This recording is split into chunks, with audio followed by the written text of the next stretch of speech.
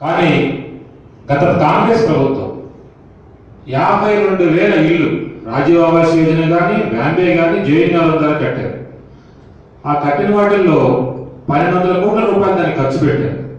చాలా మంది పేద ప్రజలు వారికి తినడానికి తిండి లేకపోయినా సరే 3 రూపాయల నుంచి 4 రూపాయల మితికి తీసుకొచ్చి మీకు 10% కట్టారు.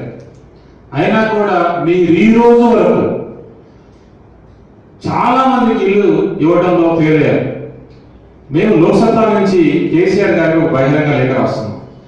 మేము కుకట్పల్లి కానీ, జూబ్లీహిల్స్ కానీ, గోషామహల్ కానీ, తర్వాత ఖైరతాబాద్ నియోజకవర్గాల్లో మేము పర్యటిస్తే అక్కడ ఉన్న పేదలు వాళ్ళ బాధలు చెప్పుకుంటున్నారు. సార్, సుమారు 10 సంవత్సరాలు అవుతుంది, 10 సంవత్సరాల నుంచి మేము డబ్బులు పెట్టాము, మా ఇల్లు ఇచ్చాము, మా ఇల్లు కడతా అన్నారు.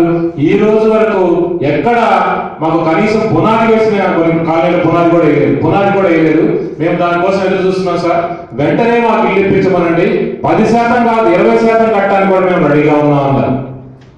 సో మేము కేసీఆర్ గారిని ఒక 4 డిమాండ్ చేస్తున్నాం. ఎవరైతే 10% అంటే 18,000 మంది ఎవరైతే కట్టారో పేద ప్రజలు చాలా కాలం నుంచి ఎదురు చూస్తున్నారు, వారందరికీ వెంటనే ఇల్లు మంజూరు చేయండి.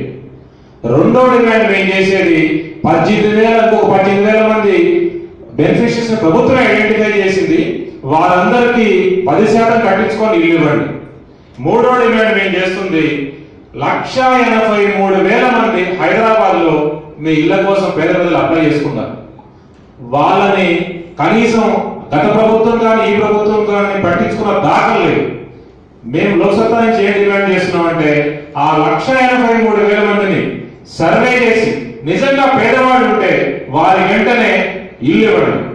నాలుగో డిమాండ్ చాలా కాలం నుంచి మీరు చెప్తున్నారు, గత కాంగ్రెస్ ప్రభుత్వం అంతా అవినీతి జరిగింది, అది జరిగింది అని చెప్తున్నారు. మరి ఆ అవినీతి జరిగితే ఆ అవినీతి మీద మీరు ఈ రోజు గ్రేటర్ హైదరాబాద్ ఎంక్వైరీ ఎందుకు చేయలేదు? ఎంక్వైరీ వెంటనే వేసి దాంట్లో ఎవరైతే తప్పు చేశారో అధికారులు కావచ్చు, గత పాలకులు కావచ్చు, వారి మీద చర్యలు తీసుకొని వారి ఆస్తులు జప్తు చేయండి.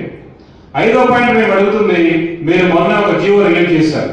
ఇక్కడ హైదరాబాద్ లో ఉన్న ప్రభుత్వ భూముల్ని వేలం వేస్తా ఉన్నారు. అయ్యా, ఇప్పటికే హైదరాబాద్ లో 4,003 ఇల్లు మనకి అక్కడ కట్టడానికి ప్లేస్ లేకపోతే రంగారెడ్డి జిల్లాలో ఇచ్చారు. ఆ రంగారెడ్డి జిల్లాలో ఇచ్చారు. హైదరాబాద్ లో ఒక ఇల్లు కూడా లేదు, మనకి ప్లేస్ కూడా లేదు.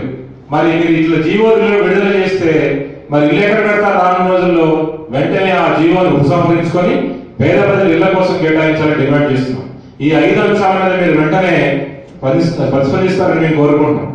మీరు కనుక దీని మీద స్పందించకపోతే ఎవరైతే అక్కడ పేదవాళ్ళు ఉన్నారో వాళ్ళందరితో కలిసి రానున్న రోజుల్లో మీ ఆఫీస్ ను ముట్టడి చేస్తామని మేము విధంగా చెప్తున్నాం.